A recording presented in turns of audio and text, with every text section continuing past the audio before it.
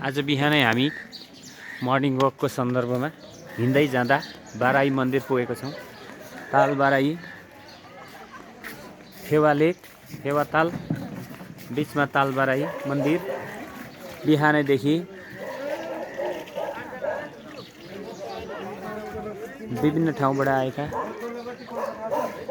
विद्यार्थीहरू लगायत भ्रमण टोलीहरू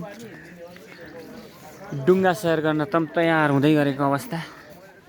हाम्रो टोली अहिले आइपुगेको छैन। हामी चाहिँ अलि अगाडि आएर यहाँ फेवा लेक